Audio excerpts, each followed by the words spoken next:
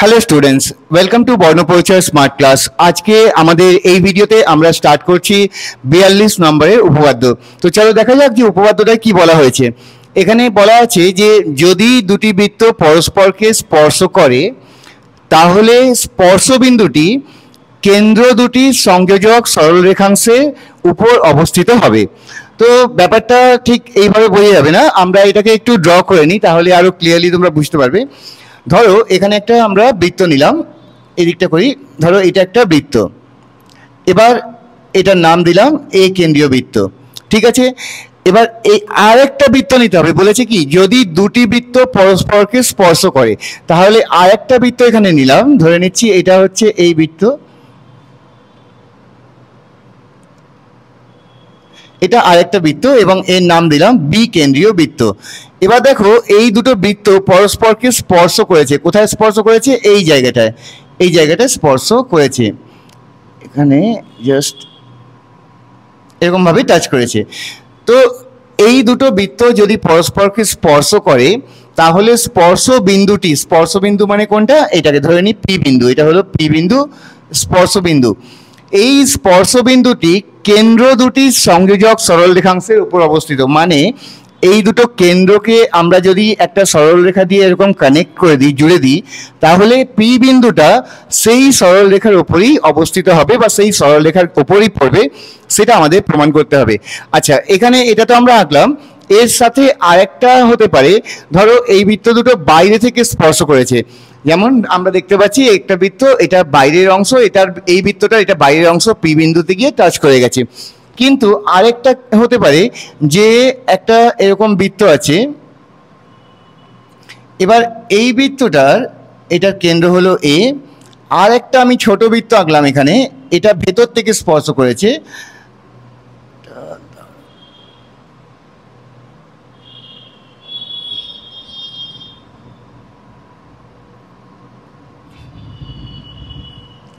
যাই হোক বৃত্তটা ঠিক আঁকা হচ্ছে না হাতে, আমরা ধরে নিচ্ছি এটা একটা, এই বৃত্তটার কেন্দ্র হচ্ছে বি এবং এরাও এই পরস্পরকে পি বিন্দুতে স্পর্শ করেছে। ঠিক আছে, তো দুটো বৃত্ত দু রকমের, একটা বৃত্ত দুটো সেম কিন্তু একটা বাইরে থেকে স্পর্শ করেছে আর একটা ভেতর থেকে স্পর্শ করেছে, মানে একটা বহির্স্পর্শ করেছে এবং আর দুটো পরস্পরকে অন্তঃস্পর্শ করেছে।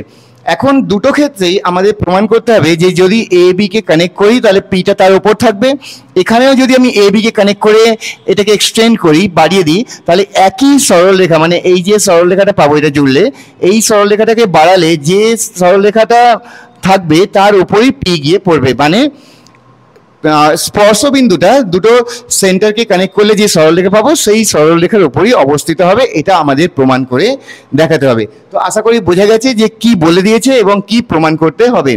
বলা আছে দুটি বৃত্ত পরস্পরকে স্পর্শ করেছে, সেটা অন্তঃস্পর্শ হতে পারে, বহিঃস্পর্শ হতে পারে। আমাদের প্রমাণ করতে হবে যে তাদের স্পর্শ বিন্দুটি, অর্থাৎ এখানে পি বিন্দুটি এ বি কে কানেক্ট করলে, মানে দুটো সেন্টারকে, দুটো কেন্দ্রকে কানেক্ট করলে যে সরলরেখা পাওয়া যায় সেই সরলরেখার উপরই অবস্থিত হবে, এটা আমাদের প্রমাণ করে দেখাতে হবে। তো চলো এখান থেকে লেখা যাক। প্রথমে আমরা লিখবো প্রদত্ত, কি দেয়া আছে সেটা লিখবো, প্রদত্ত। আচ্ছা, প্রদত্ততে কি বলা আছে দেখো। প্রথমে প্রদত্ততে আমরা কি ধরলাম, প্রথমে নিয়েছি একটা এ কেন্দ্রীয় বৃত্ত, তারপরে আরেকটা নিয়েছি কি বি কেন্দ্রীয় বৃত্ত, এবং তারা কোথায় টাচ করেছে? পি, পি বিন্দুতে। এটাই আমরা লিখে দেব, লিখবো যে এ ও বি কেন্দ্রীয় বৃত্ত দুটি পরস্পরকে পি বিন্দুতে স্পর্শ করেছে, এটা আমরা এখানে লিখবো প্রথমে প্রদত্ততে। তো চলো লেখা যাক, এ, দাঁড়াও এটা চেঞ্জ করে নিই একটু,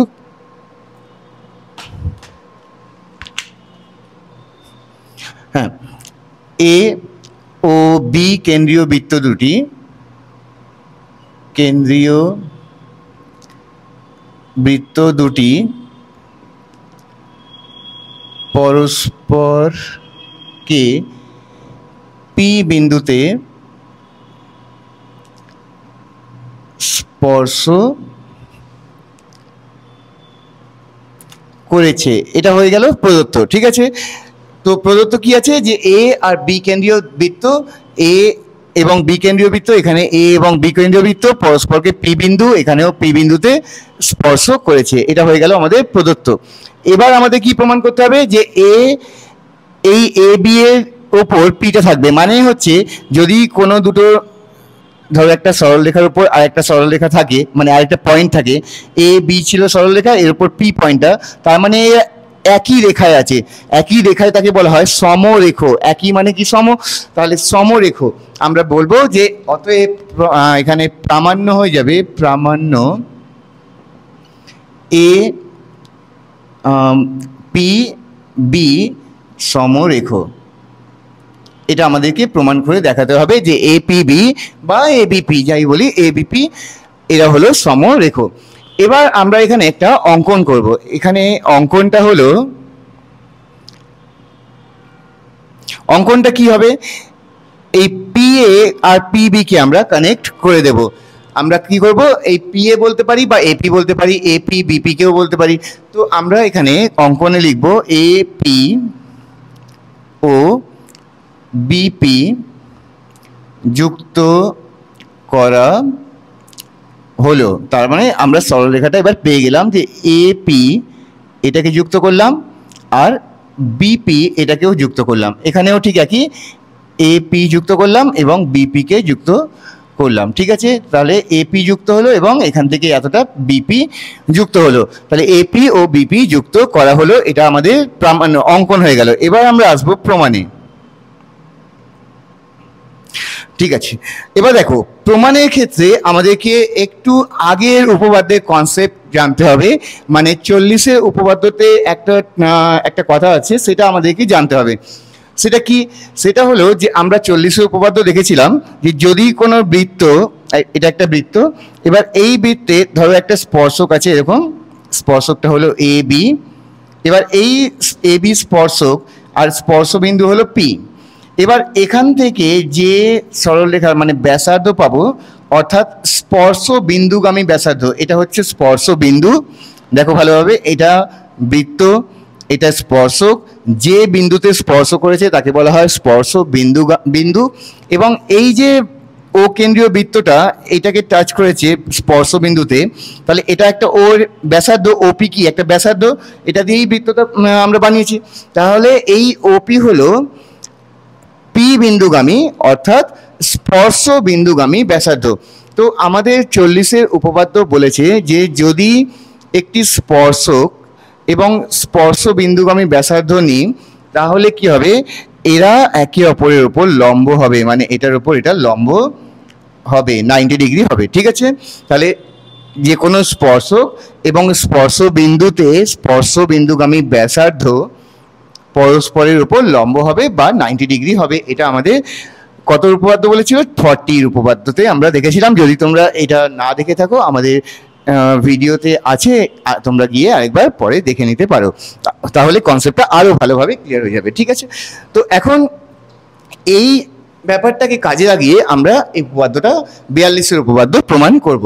তো আমরা প্রমাণে লিখব যে এ ও বি কেন্দ্রীয় বৃত্ত দুটি, এ ও বি কেন্দ্রীয় বৃত্ত দুটি কোথায় পরস্পরকে স্পর্শ করেছে, পি বিন্দুতে স্পর্শ করেছে। এবং তাহলে পি বিন্দুতে একটি সাধারণ স্পর্শক আছে। যদি এরা দুজন একই বিন্দুতে স্পর্শ করে, তাহলে এর একটা স্পর্শক থাকবে, যে স্পর্শ, এখানে আমরা একটা স্পর্শক আঁকতে পারি। ধরে নিচ্ছি এটা একটা স্পর্শক, এই স্পর্শকটার নাম দিলাম, এটার নাম দিলাম ধরো এখানে এস এবং এখানে নাম দিলাম টি।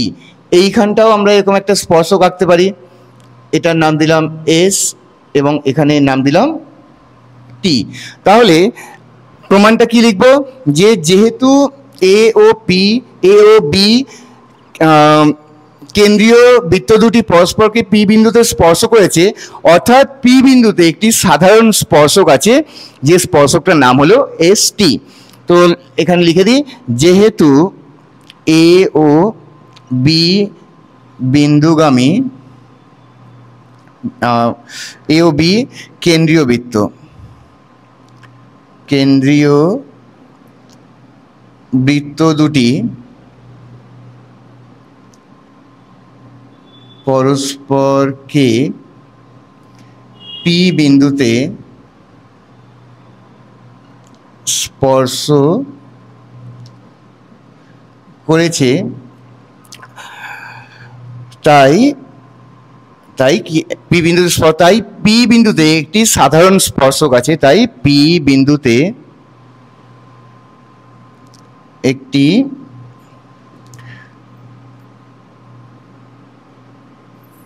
সাধারণ স্পর্শক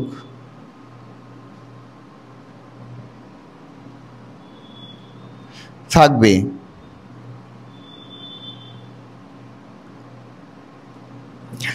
তো এই সাধারণ স্পর্শকটার নাম কি হবে? এসটি।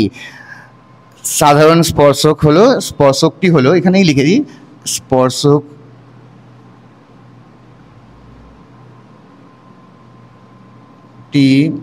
হলো এসটি। তাহলে এই যে সাধারণ স্পর্শক থাকবে, সেই সাধারণ স্পর্শকটি হবে এসটি।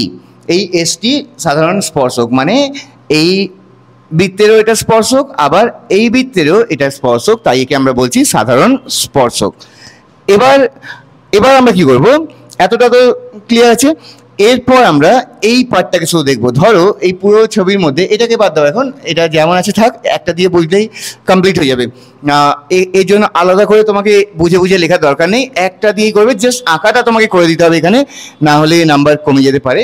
তো ধরে নাও এই পার্টটা আমরা আঁকছি, এই পার্টটা হলো এটা, ঠিক আছে? তাহলে এটা এখানটা হচ্ছে এস, এটা টি, এটা পি বিন্দু, আর এটা ছিল এ কেন্দ্রীয় বৃত্ত। এবার যদি আমি এটাকে জুড়ে দিয়েছি তাহলে কি হবে? এপি। এপিটা কি? এপি হলো এই স্পর্শ বিন্দুগামী ব্যাসার্ধ। দেখো এটা হচ্ছে ব্যাসার্ধ, এই বৃত্তের ব্যাসার্ধ হলো এপি, আর এটা হলো স্পর্শ বিন্দু, তাহলে স্পর্শ বিন্দুগামী ব্যাসার্ধ, আর এটা কি? এসটিটা হলো স্পর্শক। তাহলে স্পর্শক এবং স্পর্শ বিন্দুগামী ব্যাসার্ধ পরস্পর কি হবে? আমি একটু আগে বলেছিলাম যে এরা একে অপরের উপর লম্ব হবে। তো আমরা এখানে এই কথাটাই লিখব যে কি লিখবো? এ কেন্দ্রীয় বৃত্তের ক্ষেত্রে প্রথমে লিখবো এটার ক্ষেত্রে, এ কেন্দ্রীয় বৃত্তের ক্ষেত্রে এই কেন্দ্রীয় বৃত্তের ক্ষেত্রে এপি হলো স্পর্শ বিন্দুগামী ব্যাসার্ধ এবং এসটি হলো সাধারণ স্পর্শক। তাহলে লিখব যে এপি হলো স্পর্শ বিন্দুগামী ব্যাসার্ধ ও এসটি পি বিন্দুতে স্পর্শক, পি বিন্দুতে স্পর্শক, ঠিক আছে? এসটি হলো পি বিন্দুতে স্পর্শক, বা এসটি হলো স্পর্শক, যা খুশি লিখতে পারি। তাহলে কি বলতে পারি যে এটা যদি স্পর্শক হয়, এটা স্পর্শ বিন্দুগামী ব্যাসার্ধ হয়, তাহলে এই কোণটা কত হবে? 90 ডিগ্রি, মানে লম্ব হবে একে অপরের উপর। অতএব আমরা লিখব, অতএব এপি লম্ব এস টি, ঠিক আছে? তো এপি এস টি এর উপর লম্ব, এটা আমরা এখানে বলে দিলাম। এবার এটাকে বাদ দিই, এবার এদিকেরটা দেখি। ধরো এটা এরকম আছে, এটা এই হচ্ছে বৃত্ত, আর এখানে স্পর্শক, এইখানটা হচ্ছে বি, আর এটা হচ্ছে পি বিন্দু, এটা হচ্ছে এস, আর এখানটা হচ্ছে টি। এবার দেখো বিপি হচ্ছে কি? স্পর্শ বিন্দুগামী ব্যাসার্ধ, এবং এস টিটা কি? স্পর্শক। তাহলে এখন এই বিপি এস টি এর উপর লম্ব হবে। তো আমরা লিখব বি কেন্দ্রীয় বৃত্তের ক্ষেত্রে, বি কেন্দ্রীয় বৃত্তের ক্ষেত্রে যা লিখেছি আগেরটা সেমই লিখবো। এবার এপির জায়গা কোনটা হয়ে যাবে? বিপি। তো বিপি হলো স্পর্শ বিন্দুগামী ব্যাসার্ধ ও এসটি পি বিন্দুতে স্পর্শক।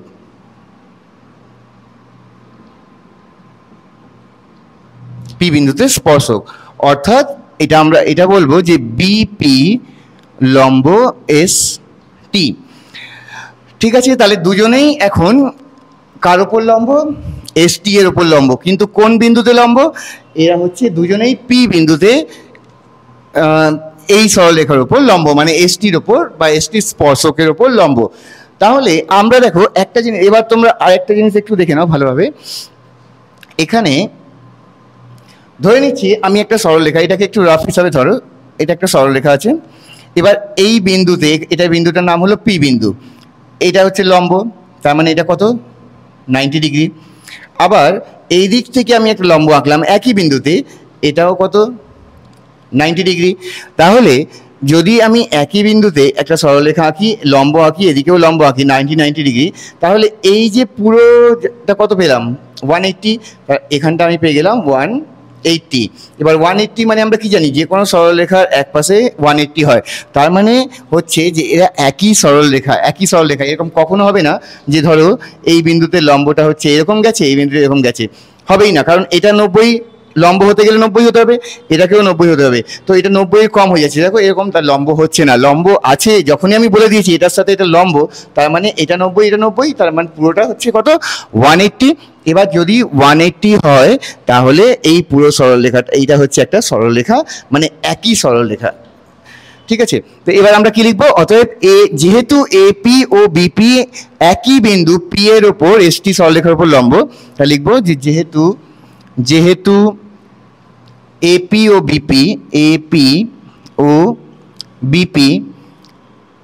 একই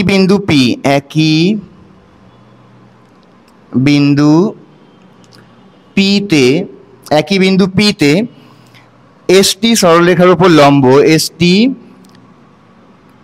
সরল বা স্পর্শকের উপর লিখতে পারি, স্পর্শকের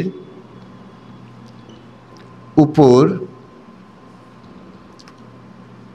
লম্ব, যেহেতু একই এপি এবং বিপি একই বিন্দু পিতে, যেমনটা তখন দেখিয়েছিলাম, একই বিন্দু পিতে এসটি স্পর্শকের উপর লম্ব বা এসটি সরলরেখার উপর লম্ব, তাহলে এপি এবং বিপি কি হবে, একই সরলরেখায় থাকবে। অতএব এখানে লেখা, এই দিকটা লিখে দিই, হ্যাঁ, কারণ জানি না এটা আসছে কিনা ভিডিওতে, তো এখানটা লিখে দিই। অতএব এপি ও বিপি একই সরলরেখায় অবস্থিত, এপি ও বিপি একই সরলরেখায়